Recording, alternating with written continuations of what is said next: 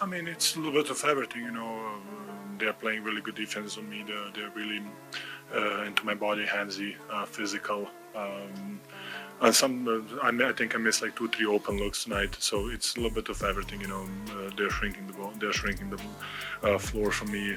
They're having guy behind the defender, so it's a little bit of everything, So here's the thing: I still think Jokic has been very good in this series in every way other than shot making. He's been a little bit sloppy with the basketball. He's had some turnovers, but he wasn't as bad today as he was in Game 3 and Game 2.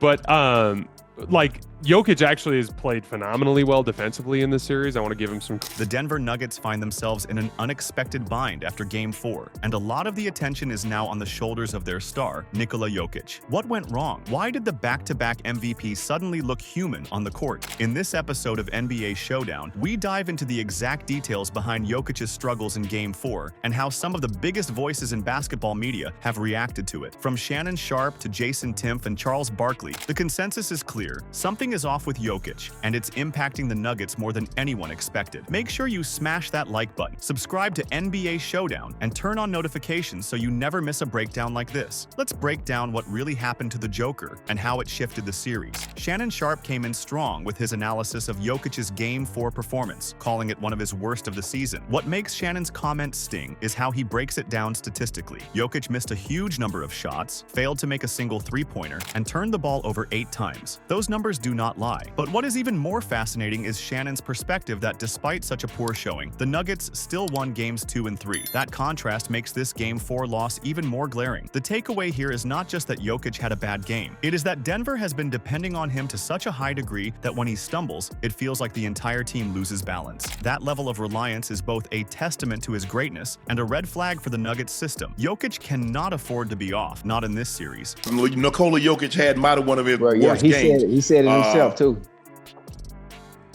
And they still won. Second most missed shots of the playoff game. He was 0 from the three-point line, so he was 0 for 10 from the three-point line. He had 8 turnovers. So he was 5 of 23. He had 16 points. So he had more shot attempts than points. That's never good. Jason Timpf went even deeper, focusing not on Jokic's numbers, but on how he looked while missing. He noticed a technical issue. Jokic was long on everything. Shots were bouncing off the back of the rim, which is usually a sign that a player's touch is off. But Jason tied that mechanical issue to a mental one. Once Jokic realized his rhythm was off, the self-doubt started creeping in. That kind of mental spiral is dangerous for any player, but especially for someone like Jokic, who is used to being in control. When Jason mentioned the negative mental dynamic, he was pointing out how quickly confidence can vanish at this level. Jokic is a player who thrives on subtlety and precision. If those are missing, everything else falls apart. The mental aspect of his slump might be the most concerning part because it suggests this is not just about the Thunder's defense. It's now also in Jokic's head. The big one I'm seeing is Jokic is long on everything. Like, everything's off the heel of the rim. And so his touch is just off right now. I think he's in his head about it.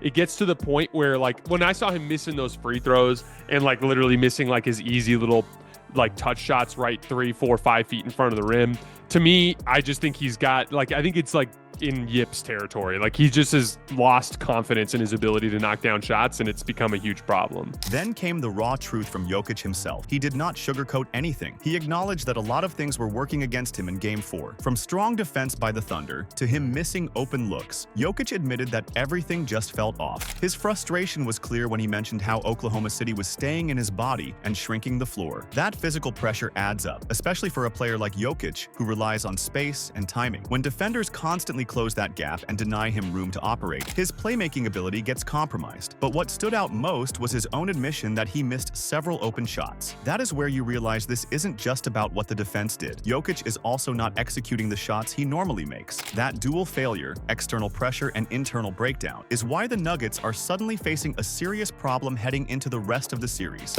I mean, it's a little bit of everything, They're playing really good defense on me. They're really into my body, handsy, physical. And I think I missed like 2-3 open looks tonight. So it's a little bit of everything, you know. They're shrinking the ball, they're shrinking the floor for me. They're having a guy behind the defender, so it's a little bit of everything, you know. So Charles Barkley's reaction was rooted in the reality of how unique Jokic's role is on this Denver squad. Charles emphasized that Jokic is not just the Nuggets' leading scorer, he is also their top rebounder and assist man. That kind of load is historically rare. When someone is asked to do everything on the court, their margin for error becomes razor thin. So when Jokic has an off night, it is not just about the scoring numbers dipping, it shakes the entire foundation of how the Nuggets operate. Charles essentially warned fans and analysts alike that Denver cannot afford for Jokic to be anything less than great if they expect to win. That's a heavy burden to carry game after game. It also highlights the need for others on the roster to step up, which they haven't consistently done. Barkley's insight puts into perspective just how reliant Denver has become on a single player's rhythm and presence. And Joker's situation is unique. He has to play great for the Nuggets to win. Now, they need Jamal and Aaron Gordon, all those guys to play well, but because he's their #1 scoring guy, #1 rebounding guy, and #1 assist guy.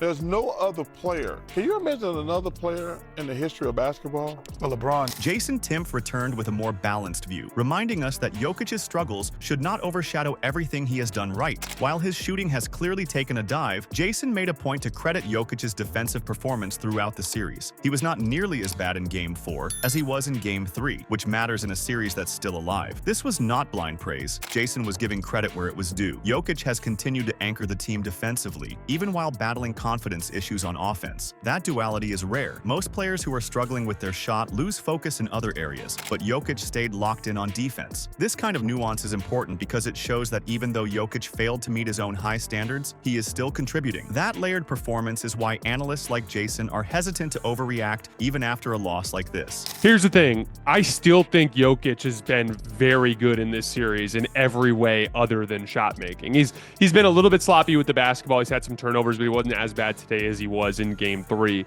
and Game 2.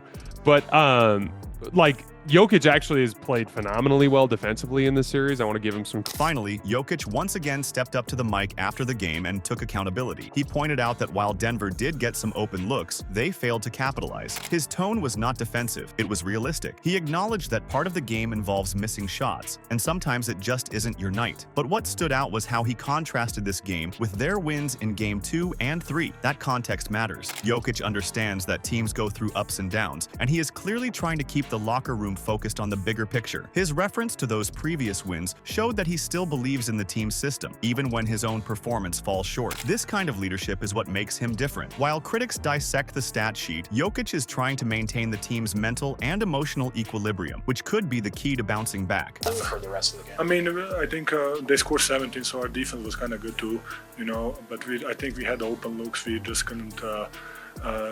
Okay, some of them are local open looks. They were physical, of course, and you know, it's like I said, it's part of the game. You know, we took it, and at the second quarter we scored 28 points. So it was a good kind of half for it was, in the end it was a good half for us. We were down, I think, 5 after all of that, or 6. The Nuggets are in a delicate spot. Jokic's off night in Game 4 did more than just hurt the scoreboard. It disrupted the team's identity. From Shannon Sharpe's blunt critique to Charles Barkley's warning about over-reliance, it's clear that Denver's success or failure hinges on their MVP's shoulders. But it is not all doom and gloom. Jason Timpf provided balance by reminding us of Jokic's defensive impact and mental strength, while Jokic himself took accountability like a true leader. Game 5 is going to be pivotal, not just for the Nuggets' playoff hopes, but for Jokic's legacy in this series. Can he bounce back, or will the Thunder take full control? We'll be watching. If you enjoyed this breakdown, make sure to hit that like button, subscribe to NBA Showdown, and turn on notifications so you never miss an update from around the league. See you in the next one.